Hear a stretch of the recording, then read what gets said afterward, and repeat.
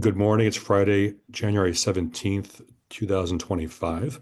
This is our second meeting of the month of the Dryden Fiber Public Broadband Committee. This is the reporting meeting for the month of January. We switched them because of the holiday and the first Friday of the month falling on the 3rd to give our teams a little bit more time to work on their presentation deck. So our focus right now will be going over that deck. Usually I share it with the Broadband Committee on a Friday, and then the following Thursday I share it with the town board. Except this month, with the way we've rearranged things, I shared this with the town board already last night. So I'm going to display my screen. We'll go through the deck. That's the primary part of this agenda, and then we'll have time during the deck as well as afterwards to go over any questions people have.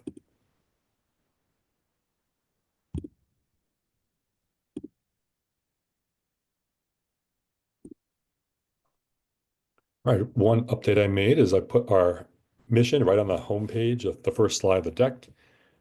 Do I have a volunteer to read the mission? Yeah, I can read it. Thanks, Tony. Our mission is to provide reliable, affordable, high-speed, fiber-based internet access. We offer state-of-the-art technology and unmatched customer service. Tony, you've been here on the committee for quite a while, and you've seen some modifications to the mission, but not much. What's this mission mean to you as a resident and committee member? Well, I think of it as it's not really stated in here, but it's really about bringing high-speed internet access, which is very necessary in today's world, to everyone in the town, which is quite different than most for-profit businesses. They're just going to bring it where it's profitable. Yeah, it doesn't necessarily say to everyone, which it doesn't say that to everyone, but really that's, having been involved in right, that's our whole goal, right, is to bring it to everyone. Yeah, and for the purpose of this team, Dryden Fiber's mission is to bring internet access to everyone in the town of Dryden and everyone in the town of Caroline. And since we sent out a letter to the taxpayers back on December 30th, that's probably been the number one question for people who look at the map who are not in the green, yellow, blue, or orange zone is, will you be building to me? And the answer is yes. If you're in the town of Dryden, if you're within the town line, we will build to you at some point. So yeah, providing this to everyone in the town of Dryden and Caroline. Thanks, Tony. Right, here's a summary that I shared with the town board last night, which is what I'm going to share today. It's only slightly out of date. First, we'll talk about the municipal infrastructure program and the updates. Caroline passed the intermunicipal agreement, the IMA, between the town of Dryden and town of Caroline. As we've shared in the past, and we've worked on this for 3 or 4 months, this is an agreement that specifies the relationship between the two towns, specifically around funding and placing orders, invoicing, payments, reimbursement. The agreement that we are working on signing with New York State only allows one municipality to receive the funding from New York State. So this IMA helps to figure out how do things get paid for that will be in the town of Caroline, and how will things get paid back to Caroline for things done in Caroline throughout the entire process. The other key thing to note is that this entire $8.9 million from New York State is a reimbursement grant, which means we have to spend the money first and then request reimbursement for that spent money over the course of 4 different milestone periods between now and the end of 2026. So Caroline passed that agreement on Wednesday night, on the 15th. And last night, the town board of Dryden met and they unanimously approved signing the IMA between Dryden and Caroline. So that part is now done. And I want to thank the town supervisors from Dryden and Caroline, and Mark specifically, and Jason, as well as Dan and Kate, for moving this forward, making sure that all the questions that the boards had about the project were understood. answered and that they were ready to vote. It was also unanimous in the town of Caroline. Before I move on, any thing I missed, Mark or Yeah, I Dan? just, no, um, did Dan want to chime in? Anyway, I'll go ahead. I'll just say, so the board authorized me to sign it with sign the IMA and the guarantee document that's associated with the grant disbursement agreement. I did get some feedback from our attorney, Guy, and I asked him to share that with you all today. He did he you know, in brief, he said he didn't think there was anything urgent, but there were things that we may want to address down the line. So um so yeah, I think we're all good. The IMA is can be modified over time. Is that right? Yes. Yeah. So Yeah, it can be amended as needed. We okay. can't predict anything that will happen in the next 24 months or so. And then once we finish the New York State component, the relationship will continue between the two towns. It was written to talk about that over the next 10 years of the grant timeline. But as needed, amendments can be suggested and worked on together between the two towns. Great. Okay. I just wanted to offer that I'll go information. to, thanks, Mark. I'll go to Dan, and then if Jason wants. Yeah, Dan? the only thing I would add is that a lot of work went into that document, a lot of details, a lot of lawyer time, and it's pretty good. So if you want to really understand what our plan is in working with Caroline and what this model looks like, it's all in there, including, provisions on how this project might transition to an LDC, which is something that I was paying attention to. But there's something for everyone in it. So have a look. Thanks. Thanks, Dan. Yeah, it is available on the dryden.ny.us website. If you go to the meeting minutes and the agenda and the PDF documents for last night's meeting, you download a copy of the IMA. All right, and other news related to MIP, the town board of the town of Dryden also passed a resolution authorizing Jason to sign the grant disbursement agreement. This is the 99-page document that outlines everything that's required for us to do to receive the reimbursements from New York State. As I said, this is over 4 different reimbursement periods. We have to do our work on construction, engineering, design, implementing. They're going to come in and audit, make sure we did what we said we were going to do. We also have to submit all the invoices that we have received, as well as all the payments that we've made and canceled checks to prove that we paid those invoices for the MIP parts of the project. We'll also be doing those reimbursements, not just in these four different phases over the next 2 years. One of those being the end of this month, one being at the end of this year, one being October of 2026, and one being December of 2026 for the final closeout of the spending that we do on the project. We'll also be doing it by town of Caroline and town of Dryden. So that way the funds can get reimbursed to us, and then we can reimburse Caroline for their parts of the project. I know Amanda is on here, as well as Jason and Dan, who've been pretty involved with the GDA. The GDA right now is a 99-page document explaining how this process works, but I'll open up to any questions on, now that this has been finalized on our side, it goes to the state to give us a final copy to sign.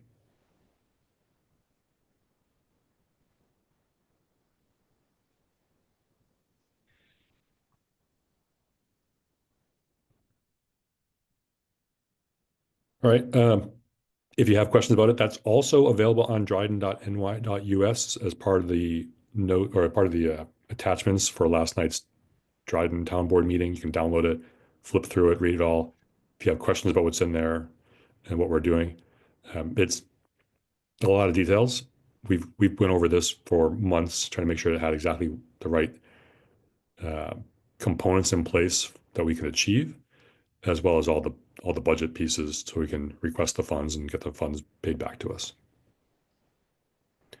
The only other note is an old note that I have on MIP, which is the permitting stage. There are 29 unique permits. Each permit has a maximum number of 150 polls in those applications. It continues to move faster than expected, and we're working our way through that. When we get to the permitting construction update, there's a slide just on MIP, which is a new addition to this deck, where Kate and Ryan and the team from Hunt can talk about where we are with permitting for MIP. Any questions on MIP as in a whole before we move on? Or other statements?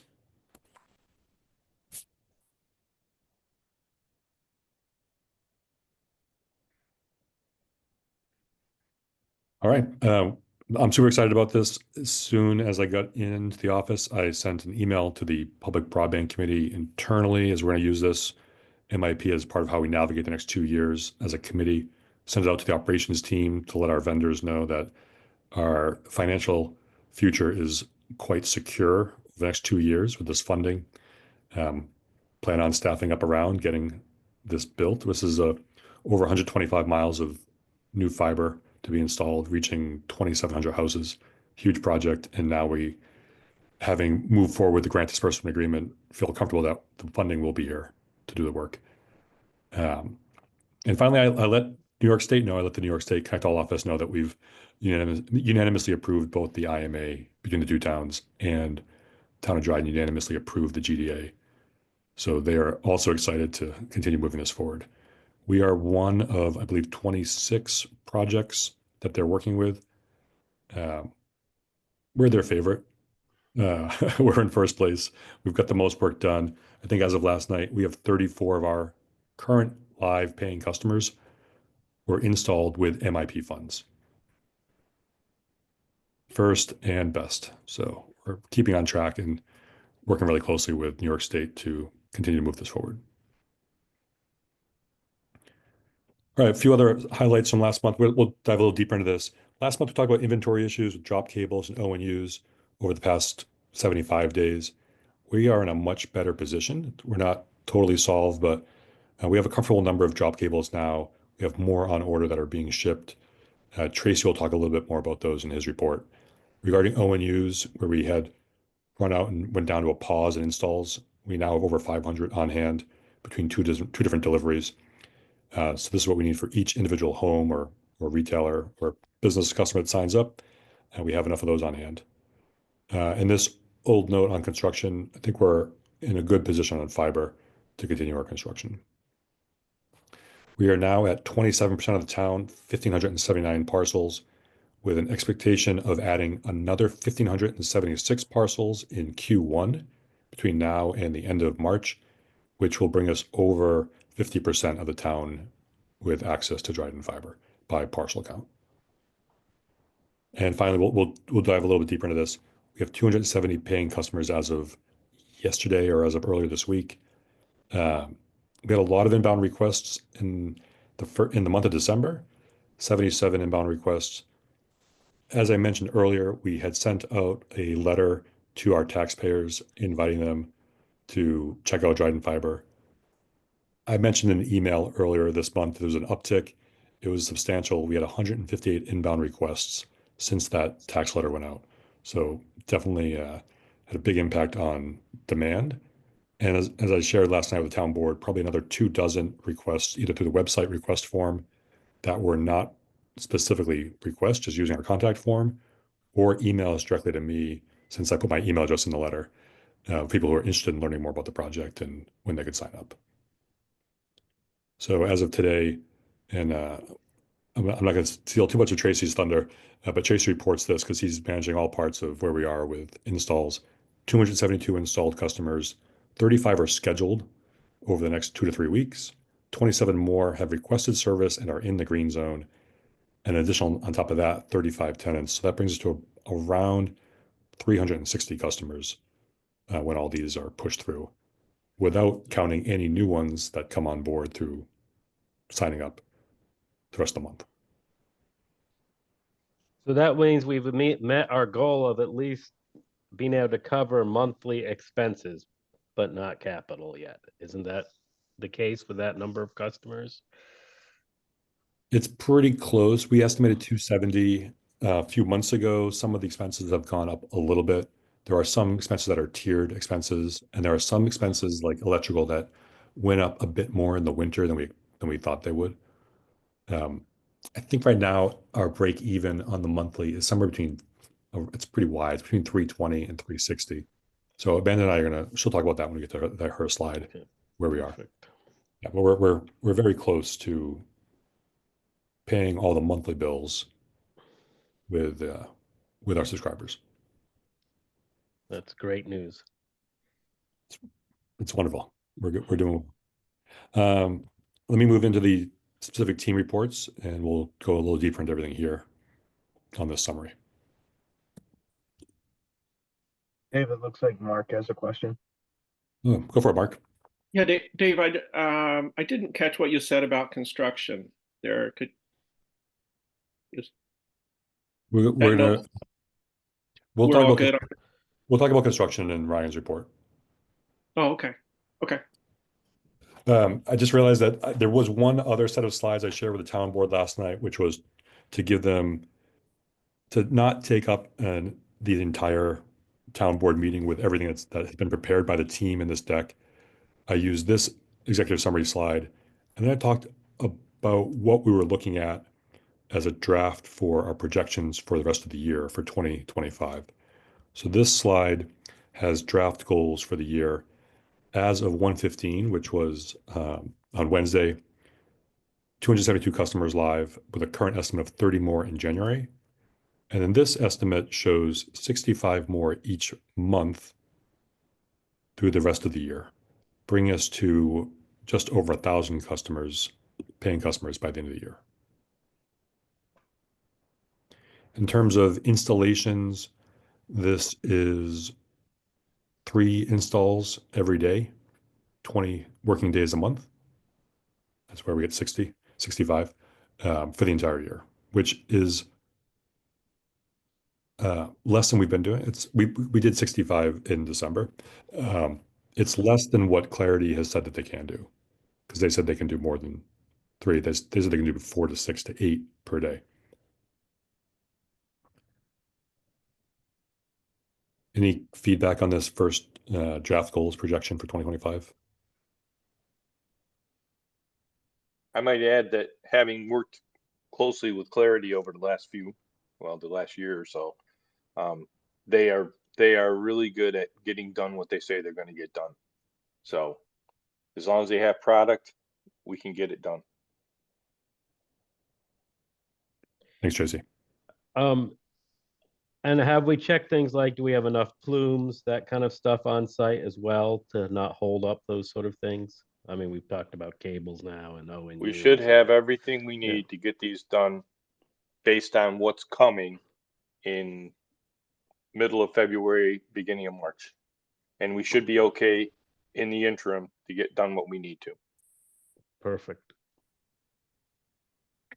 Good question, Graham. Thanks, Tracy. So this is the initial goal, 1,000 plus customers by the end of the year. I think our demand will actually be stronger than this. This, as I said, by the end of the quarter, we'll be at over 3,000 houses. To reach this would mean that a third of those households are using the service by the end of the year.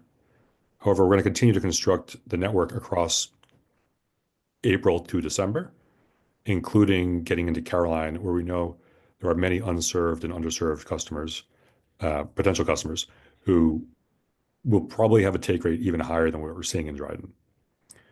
So if we say this is probably a safe goal, we know we can do this with what we have for labor and what we currently have for demand. As I said earlier, we have over 1,100 people have signed up already. They're not all in the green zone, but as of today, we already have more customers that want the service than we even have in this projection. So I put this other one together, which is if we look at what we plan for January, which is 30, and then increase to 80 February, 100 in March, and 120 April through December, Still working with 20 working days per month. That's 6 installs per day from April to December. That brings us almost to 1,600 customers by the end of the year. We also, I don't have it in here, but we probably can estimate that we'll be reaching probably between 5 and 6,000 parcels by the end of the year. As we get closer to bringing all the permits together with the parcel counts, everything that's in the MIP, what we already have planned, and what we've been doing, we should be able to get really close to not just this number, but this number within a take rate that is not unreasonable. We're not asking for like a 90% take rate to hit this.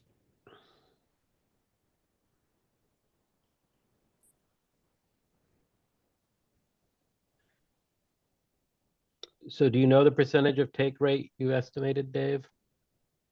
Well, right now we're In at there with- we're about 1,500 houses, and we have 360 people who either are live or are signed up or scheduled or need landlords to sign off.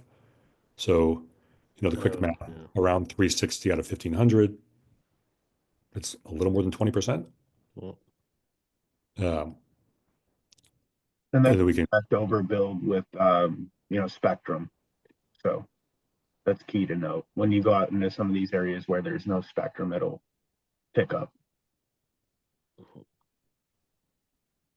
that's true. Yeah, based on what we've seen already, I believe I sent the number to Mark and the team at Caroline. I think 65 Caroline residents have already signed up for service. Yeah, that's what I was gonna say. There's a bunch of those people that have already signed up that are in the town of Caroline. So Yeah, there certainly is demand in Caroline where there is no service. There's also demand in Dryden where there is service, where people have spectrum that want to switch.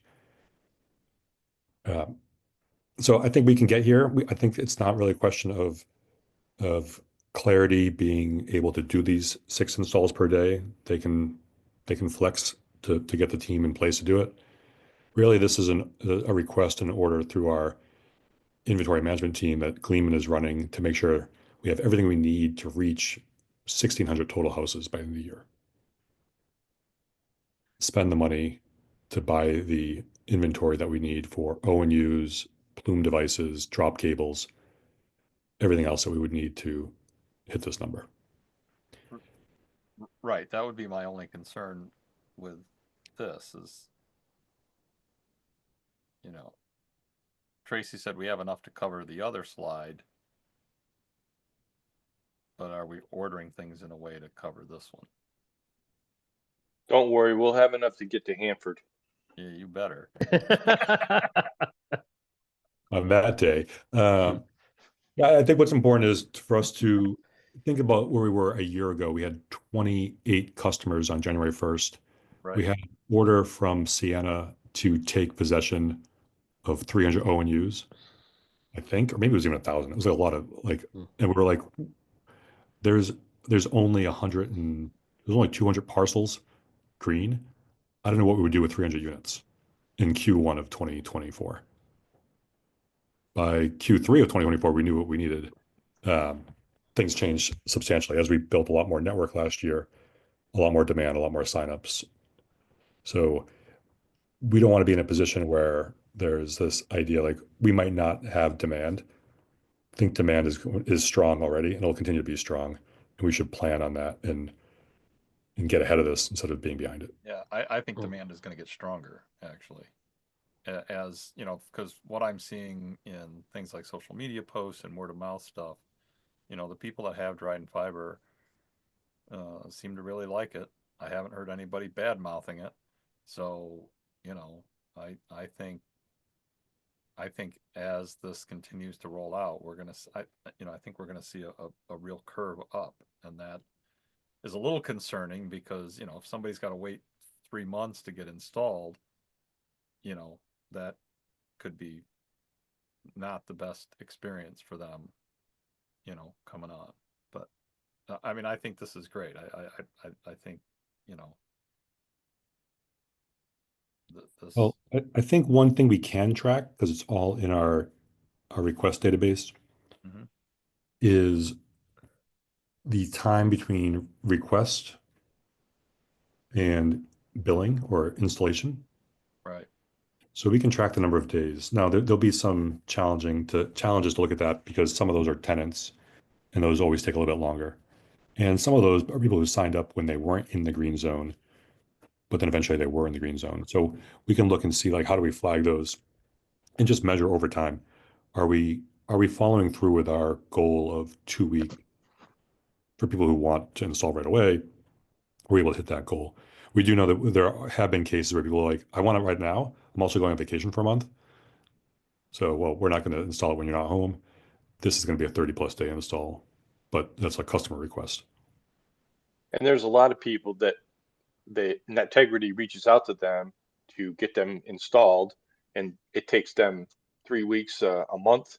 I had a guy yesterday send me an email that I sent him a request for his landlord information back in November. Yesterday, he responded to my email like, ah, here it is. Go ahead. You can reach out to him. Let me know what happens. So people they're demanding it. They want it right now. And then they lose interest for whatever reason for a little while before they come back. It happens a lot. Yeah. Oh, well, let's go to the different teams. We talk about how we're building this. Thanks for the feedback on what you're hearing from word of mouth and social media. I mean, from what I've seen, Nextdoor, Facebook, Instagram, it's been very positive. Yep, But it has been. And, you know, anytime anybody asks about it, you know, there've been a couple of posts where people ask. I've seen them on, you know, Nextdoor and other places. And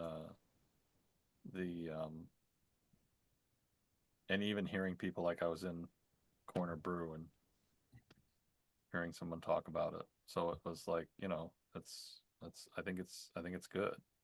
But, you know, the downside is and it's not really a downside. I mean, you know, having this explosive growth would not be you know, it's not really a problem. It's good, right? But like I said, if people have to wait too long for installs, it could kind of make for a bad experience. But, you know, I think Clarity seems to be doing a really good job. I think they're being very responsive. You know, I think we're in good shape. yeah, I agree. Yeah, let's go on. I think Amanda's up first. You ready, Amanda? Yep, I am.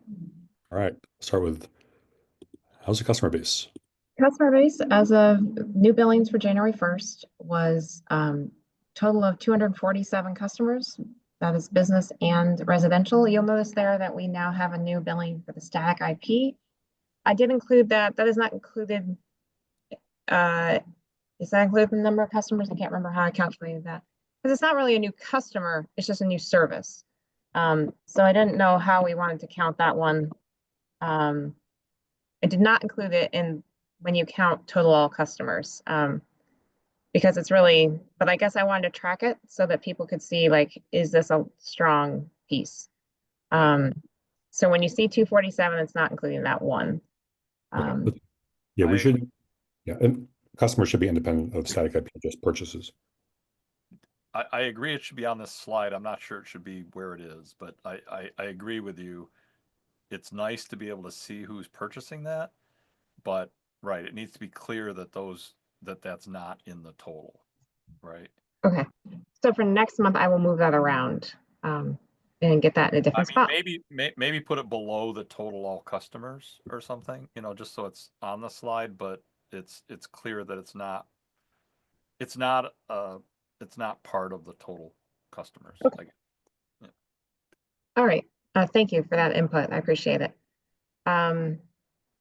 Obviously, the one kind of bigger change, we did have quite a few commercial customers, business customers sign up or get installed in December. So that's I think a good thing. We're just getting into the areas where you see commercial business customers being able to access the service. Any questions? Who's the one on the 2 gigabit? Just out of curiosity. Oh, that's Knickerbocker. That's been on since the very beginning. Yeah, that makes sense. Okay. They're like our oldest customer, right? Or one of them, yes. or our oldest commercial customer anyway. Yeah, their oldest customer. We had 2 businesses that started with us. So they are the first. Yep. So they just went up to 2 gig from their original gig service? Yeah, because we changed the business plan, it increased to 2. Any feedback from them on that? Not to me. I'm not sure if anybody else. Yeah, I haven't heard. That'd be a nice surprise. I'd say thank you. Mm-hmm. I can reach out to them. They've been very happy. They said, please put signs in our yard. Problem, their yard is very far from the road, and we did have a yard sign, the little yard signs, um, near their telephone pole, in their field, in front of their building. That's a part of Route 13 where people drive as fast as they possibly can without getting arrested. So our yard signs are basically Yeah. invisible. Yeah, nobody's gonna see them. Yeah. But we haven't done, like, I think if you go downtown in the city of Ithaca, you'll see some of those read to me signs that are these huge posters with covers of books. I haven't asked them if they were willing to do a poster size that large, like, 6 feet by 10 feet, but maybe they would. That would be a big commercial. I think that would probably make sense once we get to the south side of Route 13 between Nysa and Varna and the town line, because that's a lot of people are going to see that, as well as that Hanshaw neighborhood south of Route 13 where the radio station is and SPCA. So they're happy. They're paying their bill. We've just doubled their speed by modifying the business tier. Maybe in a year or so, we can ask them to put a nice giant sign on their building. We just have to be careful we don't violate our own sign ordinance. That's true. We do have a sign ordinance that does have limitations. We could paint it on the side of their building, you know. Oh, well, that would, yeah, so that would get around it. So yeah, that would violate sign ordinance. I think actually Dan might know about a digital sign going in that neighborhood too. It's going in up the road Yeah. at Hanshaw. It was originally there was originally supposed to be a digital billboard going in across the road from there on Yeah. that curve. Right. That got turned down by the DOT. Oh, And so now we just did a site plan review and recommendation to the town board from the planning board. It's going to go up where the cat dealer is. You know, he usually has some construction equipment sitting on the mound there near Yeah. Hanshaw, at the corner of Hanshaw and 13. It's going to go up there. So it's a little further up the road. But the DOT said no. After a long drawn out thing, the DOT said no, they couldn't put that digital sign on that curve. gotcha. Well, when we have a bit more of that part of town, and ultimately all of Route 13 from Sapsucker Airport all the way to Dryden Village, I think it might make sense to investigate purchasing time on that sign. Yeah. Welcome to Dryden. Welcome to Dryden Fiber. Oh yeah, if that sign was up, I think that would be a great place to put it. Yep. All right, thanks, Amanda. Yeah, let me just make one correction. Can you go back to that, Dave? So it was pointed out that I've got some totals wrong. I can say that the total of 63 new customers and 4 new customers, at 4 net, 63 net and 4 is correct for the whole month of December. We did have 1 loss. Somebody just went back to Spectrum again, offered them a great deal. So something got a little funky in my totals. So just so everybody understands, 68 new customers is correct for the month of December with 1 loss. So it's a total of 67. Those numbers are correct. I know that. So sorry about that. Numbers, gotta change a lot of numbers on this slide. Amazingly enough, we agree. You should mark that down, Tracy. Someone asked me the other day in a separate meeting what the churn rate was in Dryden, which is basically how many customers drop service and go back to somebody else. And they didn't believe me when I told them what your churn rate was. Basically that, we've had 2, 3 customers ever leave. I think we've had 5, but a few of them are moves. Yeah. I can pull it, but really it's been maybe 3 or 4 that went back to Spectrum. Okay. But we had a couple moves, so it's right around the receiving still very small. Yeah, because I think anecdotally, I think it's 3, maybe it's 4, but that's over the last 2 years with now almost 300 customers. So I would say if anyone wanted to share this, our retention rate is around 99%. And I had a tenant who left, and then when we got we got a new tenant in, they got Dryden Fiber just like that. So Yeah, Right, that's and I think not against we've us. had other houses like that So, too, yeah. where someone moved and the new resident took, just moved right into it.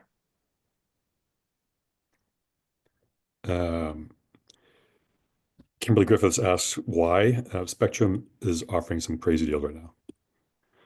Short term. And the customer even said, like, I know this is a short 1 year term deal. As soon as this term ends, I'll be switching back to Dryden Fiber. But if they're people can choose how they we want to give people a choice. So they have a choice. Let's go to construction permitting. Yeah, so this is construction permitting. So again, this is whether it's DOT permits or pole attachments. These are our permits to actually put our cable where it needs to be. So no new activity on the permits other than we have one DOT permit submitted to the town of Caroline at the moment. As far as utility pole permits, we've struggled with the electrical and telco make ready progress on some of these applications, but we've been able to work with the telcos to begin placing our cable on a couple of these. So just to go through them really quick, we've got cable attached to all our applications except for 6, 7, 8, 11, and 13. And actually 7 is, while it says telco make ready process in here, we can actually attach at some locations because we're the top attachment. So they've begun putting strand on West Dryden Road, and I think we're out to the point of there's a clearing for transmission poles at the west end of Dryden Road, West Dryden Road. So I think we're up to that point with strand, and we're going to be placing cable after that. So then splicing would follow. So we're making some good progress on Route 38 North and West Dryden Road. And then the one that's kind of dragging a little bit is Dryden 6. So when we look at the visualization of the applications, I can explain this a little bit better, but they will go to 6 right after they're done with 7. And then 8, Dryden 8, which is Peruville Road, another densely populated area. We're starting to see these move through the telco process. So we're seeing those things move through, and I think we'll be into construction with those in the next couple of months. We'll probably look at awarding these to some different vendors just to try to let the current vendor that we have on 6 and 7 finish up and not be interrupted by any additional applications, and hopefully get those done quicker. So which vendors are you looking at?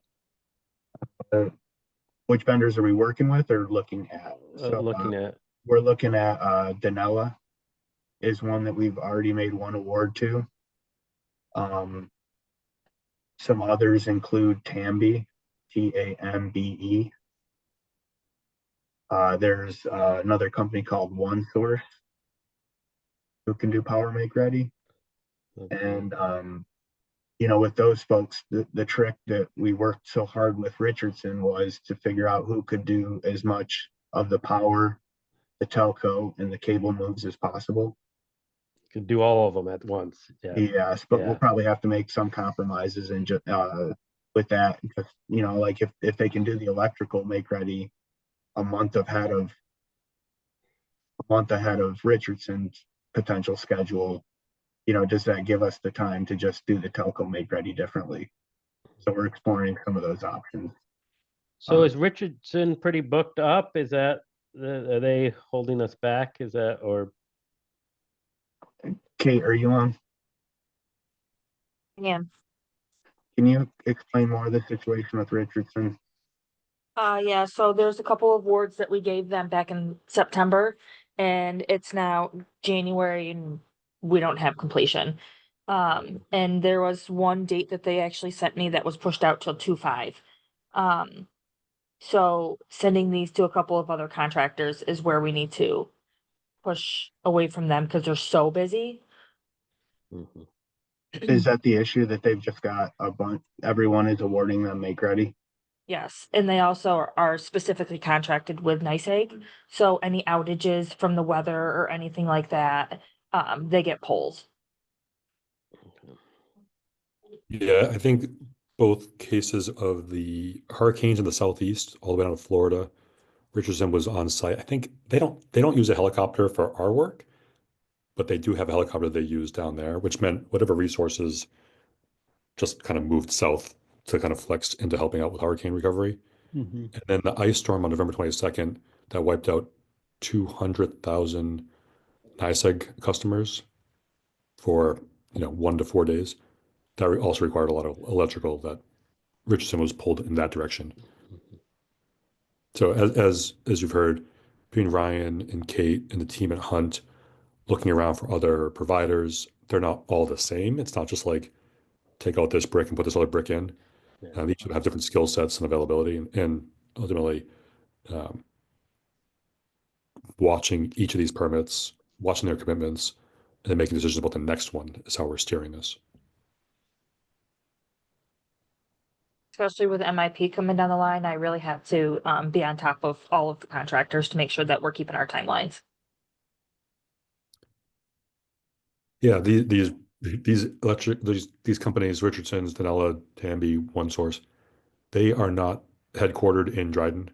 They have other customers and prospects across New York State.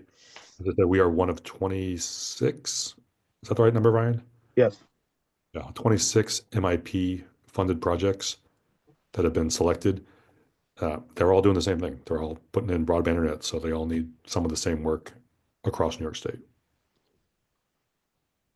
I would also add that it seems like a lot of them are just now getting into some of these things that we've been into for a couple of months. So I almost wonder if when we say we're using Richardson, that sparks everyone else to want to use Richardson. And I just wonder if like maybe they're just getting overtaxed by everybody kind of going down the same route instead of, because I don't hear too many other names from the Connect All office as far as electrical make ready other than Richardson and Hinkles. So I wonder if that might be part of the problem. Certainly could be. And not everyone can scale the same way. All right. Any questions on permitting? Can I just ask the one the MIP permits? When do we start seeing that list? Ta-da. Sure. Perfect.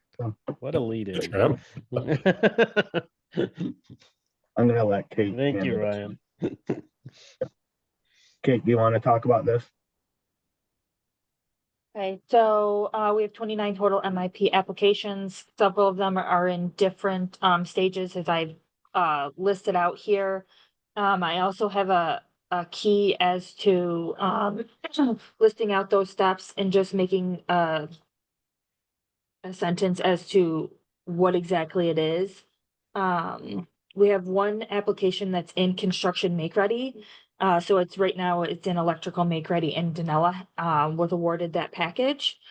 And we currently have 2 of the MIP applications out to bid. There is currently 137.6 total aerial miles. There is a lot of underground, but we don't have the exact mileage for that yet because we still have some applications going through final design edits, removing poles and so on and so forth. So once we have all those, then we'll have a definite underground mileage. Does anybody have any specific questions? Yeah, who has to pay Frontier? Is that Dryden Fiber paying Frontier, or is that the town of Caroline, or is? So both. So the town of Caroline had to start with their own funds that they had from another source. And once those funds were, I guess, used up, then it would go to Dryden. But right now, the Frontier billing is with Caroline, the town of Caroline. And I believe that they had a board meeting this week where a lot of them were approved. One of the other things that we are looking into is Frontier and Verizon both require payments up front before they do surveys, Mhm. before they do make ready stuff. And so the Connect All office is working to get those two companies to perform the work as long as they know that payment is coming. Because of the municipality Mhm. and the board meeting, you know, if we get a billing letter the day after the board meeting, that app is now sitting for a month before, you know, even payment can be issued and then they can start it. So the Connect All office is looking into changing some of those things with the telco companies specifically because of our timeline. Okay, so because we ran into this with some of the Dryden one when we were doing it first, I believe, and then we got it quickly going for that piece. So, Yes. but I've been working with Labella to I said to her this week, you know, or I think it was the end of last week, you know, Caroline has a board meeting coming up. I need as many billing letters as possible so that we're not getting some 2 days after the board meeting and having to wait a month. So she did push Frontier to get me as many as possible to submit to them. So definitely, you know, we're pushing them for things. Great. Thank you, Kate. yeah. Thanks, Kate. This is really great work. It's good to see how things are flowing through and that we have one in make ready construction. Yeah, that's great. If you look at the left-hand column where you see the designator between Dryden and Caroline on the application number, Mm-hmm. you know, it kind of gives you a picture of where Dryden is at, which is our second phase and our main target for 2025. So see those updates where they are in the next column over is encouraging because they did not get to that point with our first set of applications until I'd say 8 months in. Yeah. So I think that's a really positive thing. And a lot of that is due to the Connect All office, John Ragosa, who I'm not sure what his title is, but he definitely he hosts these meetings with all the different utilities and tries to get everyone to work together. And Kate's been very active on that call. So I think that's been a big help.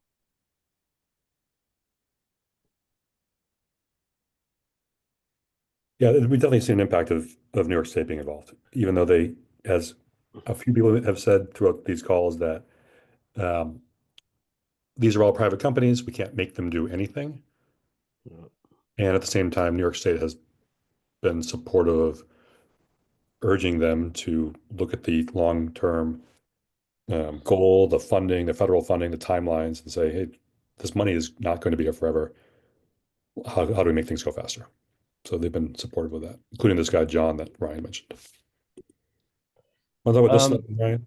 Sorry, can we just talk about that a little bit more? It would be nice to get some sort of projected dates like Ryan had on his list so that we know, and when we think we need it by to make sure we're going to make this 2-year push. So Yeah, Casey Kurz from possible. Hunt is on the call, and he's working on building out the Gantt chart that will show all the timing of all 29 permits, the construction, the splicing, the map turning green. So we were hoping to get that done by the end of this month. So maybe at this meeting in February, we'll be able to look at that together. Hmm. Let's look at these permits. I know we're already at 11:23. Yeah, so I think the big updates on this slide are that what you see there in yellow on Caswell Road. I'm not sure if everyone's familiar with Caswell Road, but it's the one section there that was being spliced in this week and will go green with a map update. So Joel is out today, but probably Monday we'll do a map update to make, yep, that'll all be green. And I did confirm that the yellow section to the left of that on Bone Plain Road was also part of Dryden 005 application. It's just we need the blue to connect it. So the strand and cable has not been run in the yellow section from there west yet. We're waiting for the blue, and then we'll do it all at once. So, and then also being worked on right now is the red section. Syracuse Utility is putting up strand, and we will put up cable here in the next couple of weeks on 38 and West Dryden Road. What about the yellow section on West Dryden Road there? Is that Wood? Is that between Wood and Caswell? This is Wood No. here. No, that's Wood? Okay, sorry, the other side. The one that comes Yeah. up going the other way. This one? East to the right. Oh, this is Caswell. So that's Caswell. There's that section of West Dryden Road to the right. Yeah. Is that all gonna go green at the same time as Caswell? That's actually green now. This application map was prior to that turning green, so we'll get this updated. But that little section of West Dryden Road has been green for a couple weeks now. Oh, okay. So that part's done, and then Caswell is going to get turned down. So all that yellow section will be turning green with the next map update. Is what you're saying? Yes. Yeah. Okay. Great. But the one to the left won't, because there's a gap in between that you got to fill. Yeah. That's correct. Yeah. In terms of impact to numbers, I looked at the addresses for Dryden 7, which is the red, and I think we were like 280 as far as number of parcels, and then Bone Plain Road was another, 110, 115 or so. So just generally looking at impact of that build out, that'll be pretty significant. And then we also have what you see in brown there. All the cable is hung there. And what we're working with the splicers right now is they finished Caswell Road this week. We were going to go right over to Dryden 9, but we have to go back and do some cleanup work in the village, which we're going to do next week, along with Dryden Road in Etna. So we're going to try to get those two things buttoned up before we go back up to the brown section and finish that area. It's pretty sparsely populated. It's probably some of the most needy, but we just got to get done what we need to get done in the village before we get up there.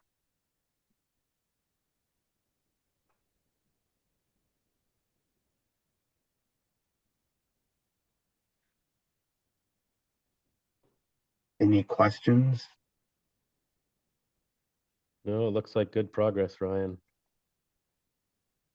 This part is slow and tedious. I have a feeling that as we go into the south part where the roads are much, this is linear and it'll move quickly here in the Northwest, but I have a feeling that in the MIP, with the types of routes that we're doing on these country roads, that I think it'll move pretty smoothly. We'll have to see. We will see here fairly quickly with Southworth Road, I believe. Yeah, it's over here on the right side. I know Yeah, people on Southworth that are really waiting. So they should register. every week. I don't think we have a lot of requests from them, so they should start registering now. So as soon as they turn green, we can get them scheduled. I keep telling them that they need to request. One person told me they did, but all right. Let's keep going then. We got a few more things to cover. Address availability. So 67 new parcels, which brings us up to a total of 1579. We did an adjustment on that total parcels with our analytics on the web map. So it upticked a little bit from there, but that wasn't necessarily due to build out. Households, the same. So we're making some progress there. We deployed approximately 8 aerial miles and about a quarter of a mile underground as of January 1st. So some positive progress there. Hilton Goodrich underground has been done. That's been kind of lingering a little bit, but that's the work in the village that we're going to kind of pull the aerial crew off Caswell Road, go down, finish that up. and get that done, including some other miscellaneous areas in the village, kind of up the village. And then we will get over to Dryden 12. Approximately 8 of 12 pole applications we placed cable on, so we're making good progress there. And then Caswell Road, we talked a little bit about. That's about 70 locations being spliced in. It's actually all spliced in now. We just have to do some verification, fix the as-built, and do the map update. Over the next 2 weeks, not next week, but we're hoping to get to Scenic Way, Chelsea Circle, and Bear Circle in the second week. And then Hanford Drive if the underground work gets completed. Splicing and testing of the aerial work on Dryden Road, that actually got bumped up, so that'll be week 1. So there'll be, it's gonna go to the F.H. Fox Bridge. I didn't know that was the name of that bridge, to the Marabito. So that's a good chunk of Dryden Road, but not the whole thing. And then once they're done with that piece, I don't know if this will fall in the next 2 weeks, probably in the next 3 weeks. They will make it up to Fall Creek Road, Ed Hill Road, Isle School Road, and finish up a little section. And then this is actually already begun, which is aerial cable installation on 38 and West Dryden Road. So we're a little bit ahead of schedule there.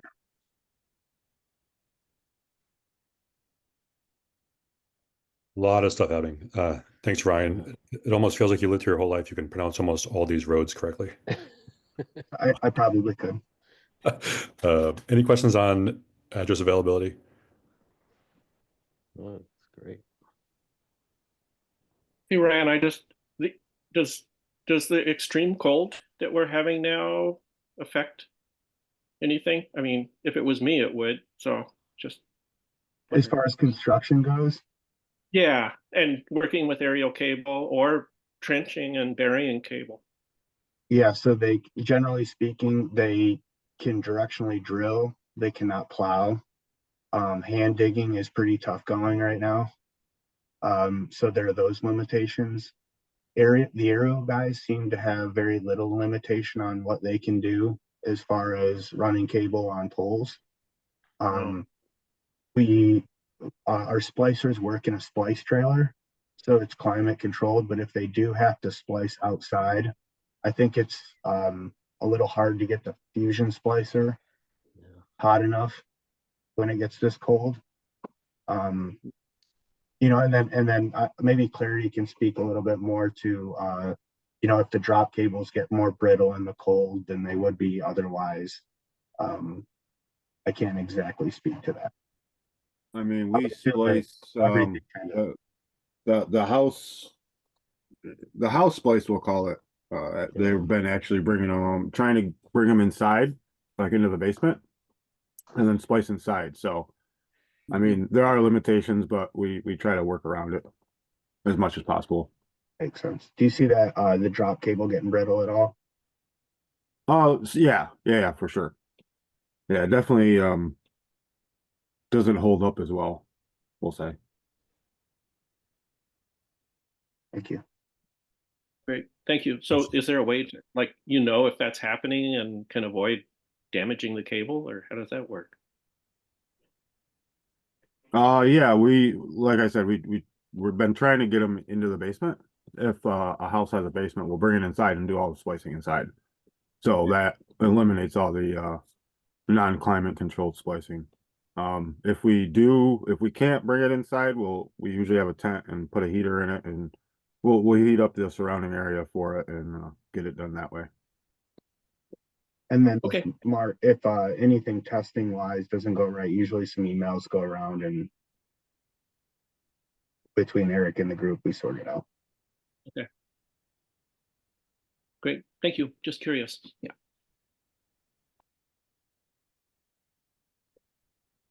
You want to touch on any of these projects? Any more detail? I think you covered most of these already, Ryan. Yes. I think just the big update is Caswell Road and And then we'll be working on West Dryden Road, Bone Plain Road. Cool. Yep. All right. Does the committee want to dive into any individual multi-dwelling unit and mobile home park projects? I can basically say this, between Tracy on customer service and sales, Ryan on engineering, Eric on installation, Scott from Netegrity working on network ideas of how we bring these together. There's a full team behind how we can deploy some of these unique places. They are all over town. So far, no two are exactly the same. We can go into each of these, but for the sake of time, we can say that we're working on them, and when we're done, we can share the updates that we're done.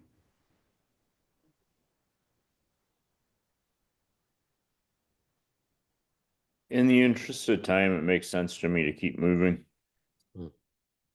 Cool. All right. Installs. Tracy. Yeah, as everybody knows, we had 68 that were completed as of the 1st of January. There were 40 pending at that time. That was a long time ago, so things have changed dramatically since then. We had some issues with drop cables. Spent a lot of time trying to figure out how we're going to fix this. So I reached out to Gray Bar, and they had a Corning drop cable that they said they thought would work. So I had them send me one. Eric was able to test it, and it worked. So once we found that out, I said, okay, how many of them do you have? How many can we get? And the answer was, we have 100. We can ship to you. I'm like, okay, send them. So they actually shipped 105. They're 1,000-foot drop cables. So that's in addition to the 40 300 footers and the 40 500 footers that we received a couple of weeks before that. So we now have roughly 100 150 drop cables in our possession, which should be able to get us to the middle of February, beginning of March, when we're supposed to be getting another whole shipment of equipment. Everything's backed up everywhere as far as CommScope is concerned. But the fact that we have these drop cables is like, okay, we're good to go. Then the next issue that we brought up was we're going to run into the issue with the ONUs. We're going to order them. It's going to take 2 months to get them. And what are we going to do in the meantime? So we made this executive decision, Dave and myself, to let's go ahead and get some. And I ordered them last Wednesday. I said, okay, we need to get another order of 300 so that they're going to get here by March. They showed up Monday morning at Hunt's building in Corning. So we now have, in addition to the ONUs that we had on site, we now have another 300. And it's amazing to me that this happens, but this is what's going on. But we should be good. Now, the next problem is there are a few, I will use the term DLX customers out there. It's a different type MPT that was installed, and we do not have any drop cables to connect to them. The connector that goes into the DLX MPT is a little bit smaller, and they're not interchangeable. So I've got drop cables coming, but again, not sure exactly when they're going to get here. So those are the issues that we've been running into. And as you see on here, with the ground frozen, they can't bury any fiber. So when they're running a fiber to somebody's house, if it has to go across the driveway, it can't get done. They're going to have to wait until the weather breaks. If it's just going past the driveway or across their lawn and the customer is okay with it, we can lay it on the ground and then come back later and bury it when the time comes. And most people are okay with that. There are a couple that have said, no, we don't want to do that. But for the most part, people are okay with what we're doing. There is not much of an alternative. Any questions about any of that? Aren't they doing to go under a driveway? Aren't they doing directional drilling? No, they're, well, it depends. It Depends. depends on what the driveway is. If the driveway is blacktop, then yeah, we have to do something because we're not going to tear up somebody's blacktop. Right. But if it's just a gravel, they typically will put it in a conduit under the driveway. They'll dig it up, put the conduit in, and then lay it across. Got it. You can do a pit on each side and then do like a hammer drill with Yeah, it with depends on it depends on how wide's the driveway. So Yeah. Yeah, I think on Main Street in, I guess, between Etna and Dryden Road, we did directional drilling under a driveway, but that was to bring fiber, I think, from the rail trail underground, under that driveway to a pole, up the top of the pole, and then across the street to the other side of, I guess, the west side of Route 366 Mhm. to the home. So in that case, it was something that Clarity couldn't do with what they had for equipment. So Syracuse Utilities came in. So there are cases for individual installs where we do directional drilling with Syracuse Utilities, but I think that might be like one of only 1 or 2 times out of 300 installs where we've got to do that. And it's way more expensive than running either a cable plow or the manual trencher. So Yes. I think exactly, so. you are The correct. price per foot. Yeah. All right. Eric, anything I on just- installs? I wanted to ask one other thing. How many of these MPUs is there that we have different specifications for? Do we know I how much of believe there's that? only I believe there's only 10 of them that were ordered. And they were ordered in the early part of this project when they ran out of the other type and they Oh. didn't have any. So these were ordered instead, but there's only 10 of them that we can. I verified this with Graybard that only 10 of them were ordered. So worst case scenario, I think they're 8 ports each. There's a possibility of 80 of these DLX cables that will be needed. We've already installed some of them. I don't know exactly how many, but a few.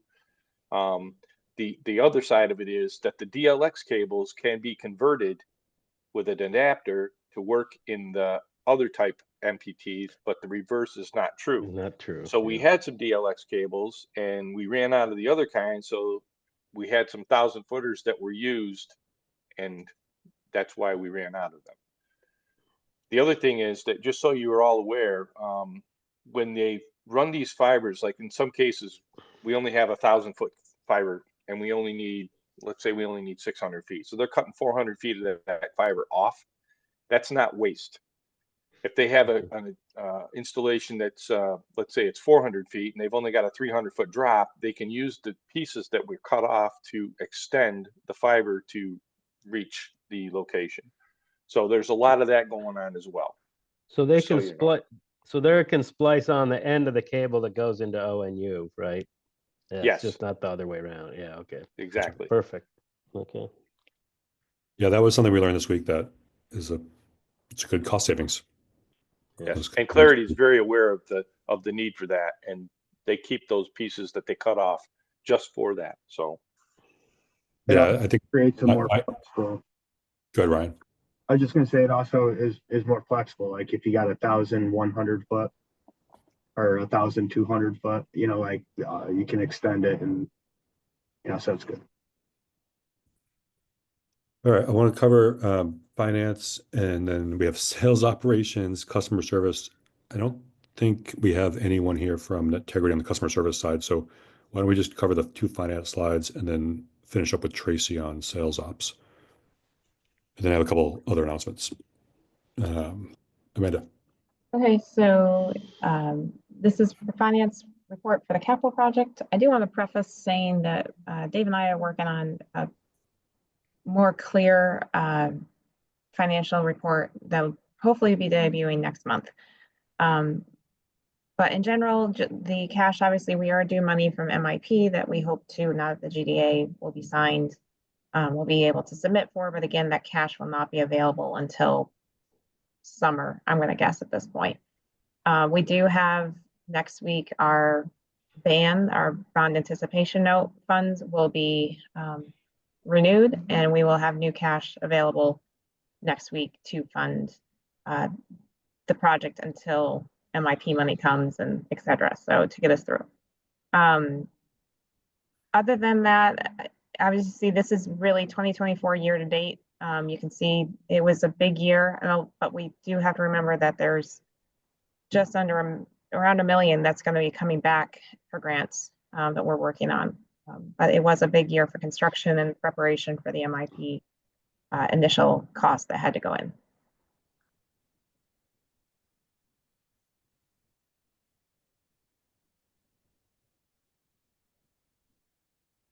Any questions on this capital?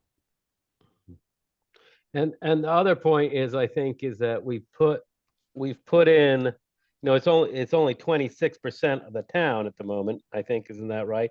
However, a lot of the other expenses, you know, we don't have to build POPs in Dryden anymore. I think we've got all the POPs built, all that stuff, that infrastructure is done, which is probably a little more expensive. And the main what they called the backbone, obviously was a big piece early on that a lot of will be building off of. So Also, yeah.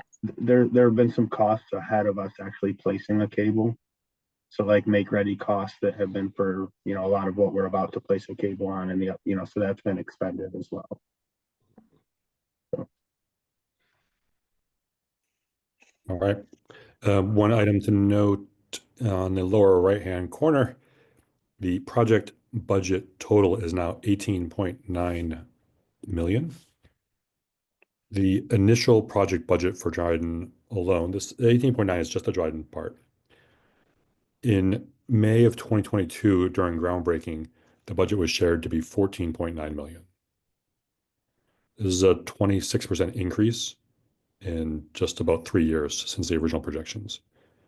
Labor's gone up, the cost of equipment, materials have gone up, and across the board. Things cost more now. The remaining budget, 9.2 million, is for the 2025, 2026, and 2027 budget years. I believe to spend the money there. Is it likely that will go up by another 26% over the next 3 years, as it did in the last 3 years? It's possible. As you've heard, there's a lot of other projects that are going to require the same assets that we need. That will impact the availability of items, the cost of items. Labor is going to continue to go up with wages increasing. I shared that in the email I sent to the boards and the committees this morning. And then with the unknowns about tariffs that start maybe as early as next Monday. So we are looking at this carefully, trying to figure out, are there ways that we can take action to spend the money sooner, to construct sooner, where prices are still at these estimated levels, instead of looking at this again in 2 years and seeing the prices go up by anywhere from 10 to 20%. Amanda, Ryan, and I are working on these costs and trying to figure out like what it looks like to get these things done sooner than later in order to save us money on the inflationary costs of construction.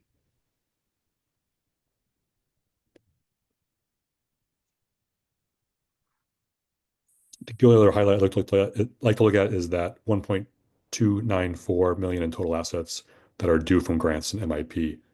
As I shared with the town board last night, I expect those will come this year, in the first 6 months of this year. Get that money paid back to the town to pay off bands and in some cases pay back the town of Dryden for funds. Thanks, Amanda. Yeah.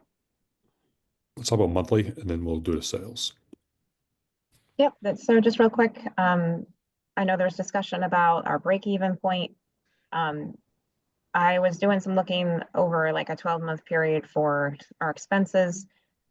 I haven't finished the calculation to get us there, but we are very close, but we're not quite there yet.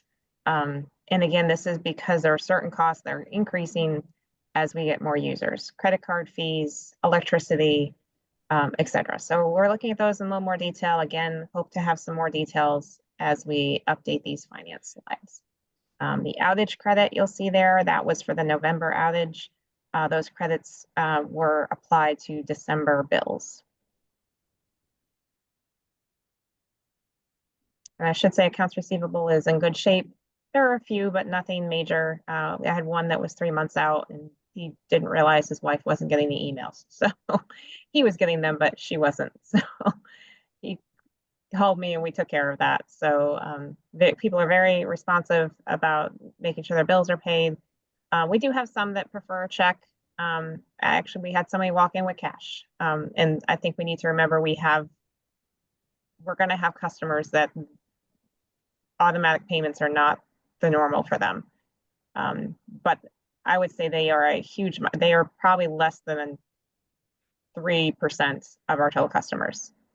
So a very minor amount. So it means a lot less hands-on on my end and Allison's end to track down payments because they pretty much automatically come in. Yeah, it's hard to even say how when we say vast majority, it's like high 90s% of people who are doing automatic, like almost everyone. Yeah. It seemed different when someone was paying with a check when we had 30 customers, but having 300 customers, it's most people are paying online. And I think having the flexibility is important for our customers. I just think giving them the option, if they are not comfortable with automatic payments or don't have the ability, that's fine. You know, here's how you can pay your bill. Thanks, Amanda. Part of our good customer service, I guess. So That's right. All right, we'll end with Tracy's slide on sales. Any highlights that you want to cover? I mean, you've already talked about a bit, but any highlights that we haven't talked about yet, right, Tracy?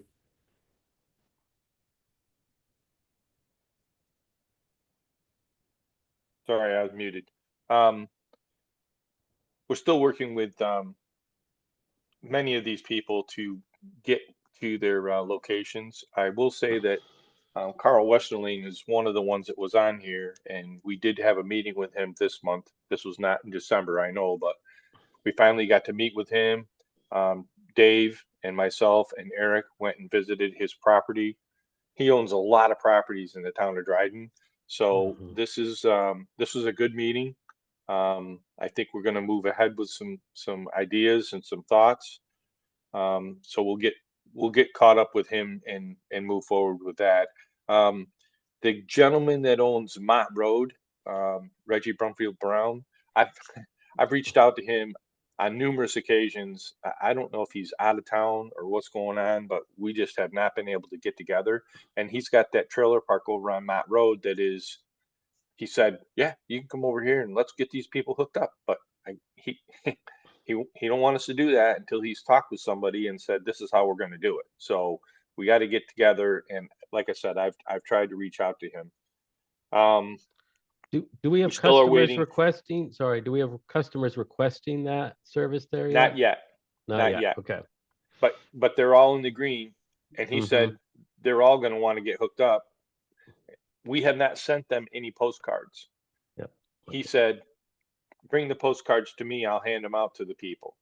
So I've got them. I've got a whole pile of postcards to give to him, but we just haven't been able to get together.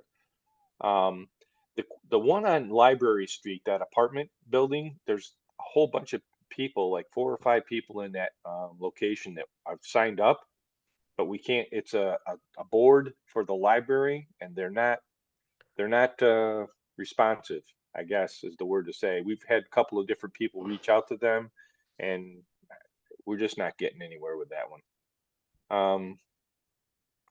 I touched on the people. There's 35 people on the sign up sheet right now that are renters that we've reached out to the property owners so that we can move forward.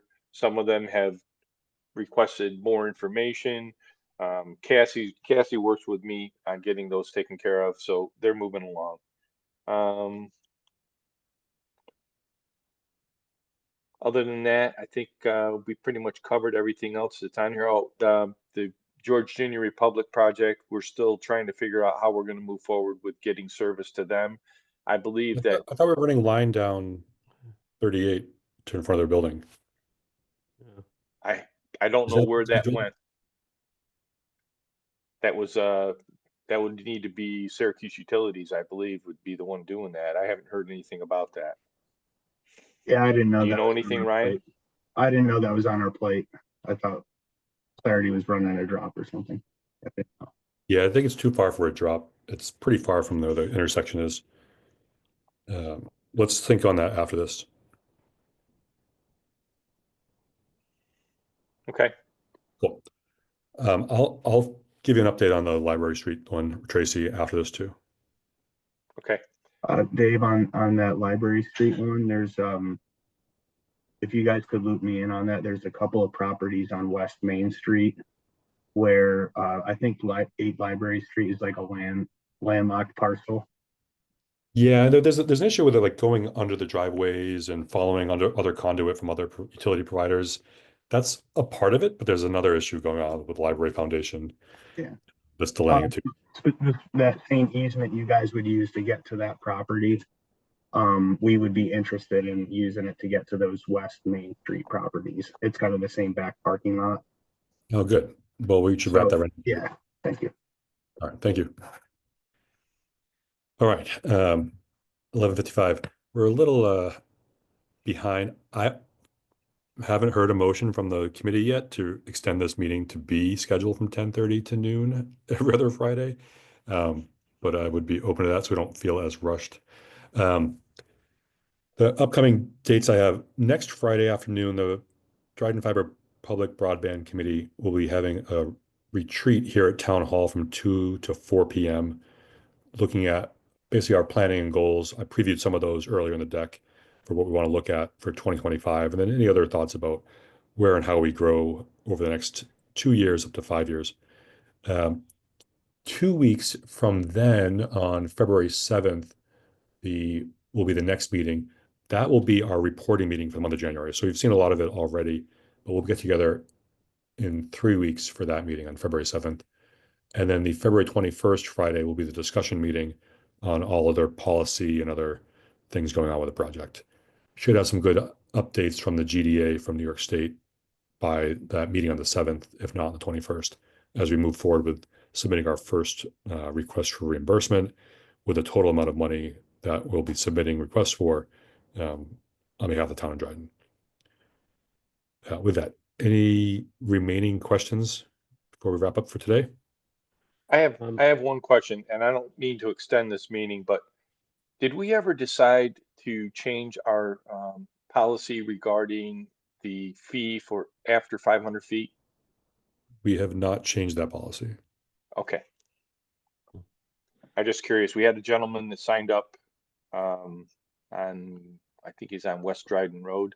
His driveway's 1,400 feet long. He's actually thinking about going ahead anyway. Understandable. Yeah, we have not changed that policy. Maybe that can be on the agenda for next week when we get together in person. Okay. Cool. Thanks, Tracy. Graham? Yeah, the only other thing is it would be nice to get the roads on the map updated on the website. It's promotion because it says November 21st, and we have done a lot of work, but it's not reflected on there. So Oh, on the bottom half. yeah, the bottom half. So so that would be nice to do that. If you need help doing that, I'll gladly do what I can if I have the information. So I think we have it all. We can put that up there today. okay, that would be great because I think that makes it looks good, and it also is informational to customers that we're making progress. So Definitely. or residents. So